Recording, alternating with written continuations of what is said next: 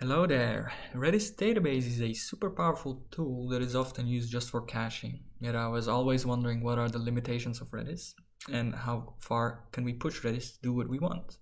By participating in Redis Labs 2021 hackathon built on Redis, I'm going to attempt to reach for the limits of Redis and see where I go. Long story short, by using RedisGears and RediSearch on top of Redis Labs, Redis functionality is almost limitless. We have developed a top-down arcade shooter where its core game state functionality is built directly on Redis.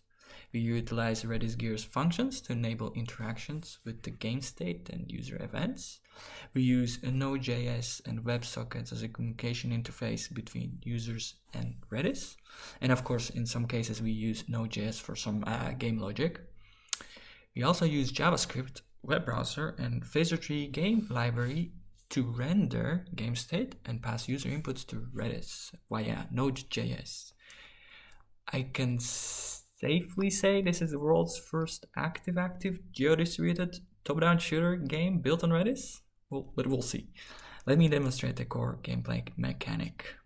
So we are actually here landed on the main page of the game. If you are curious about the functionality or want to read more about what we're using, you can check out it over here or in our GitHub README file.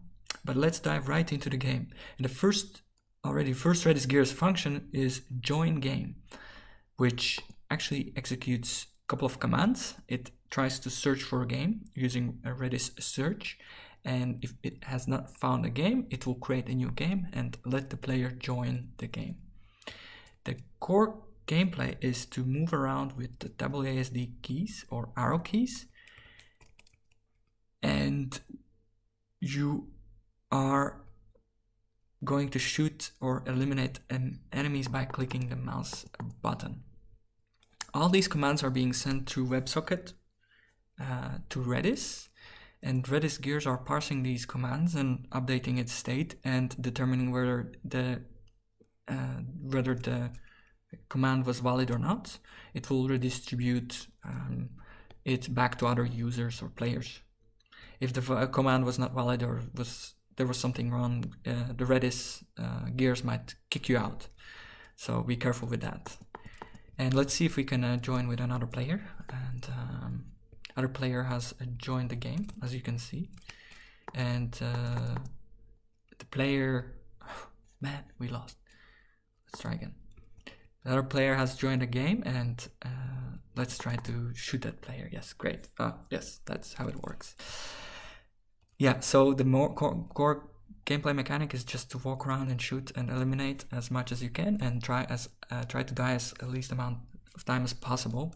But the core idea of the game is to actually use Redis as a very fast real-time database that enables you to store data not on the node instances but rather on Redis database itself, and you can distribute those instances geographically, and all those geographically distributed instances will actually be actively updated, which means that all instances in your clusters will be updated, so you are not running out of sync or anything.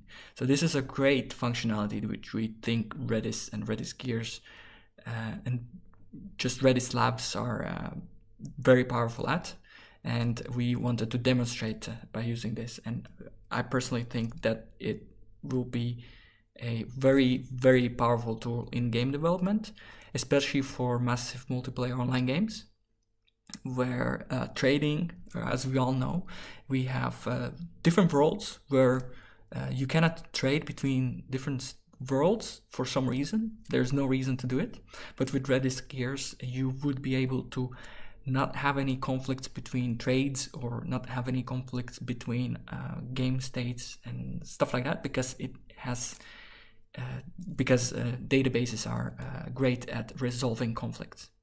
And thank you very much for your time, and I hope that you enjoyed this game if you have tried it. Thank you.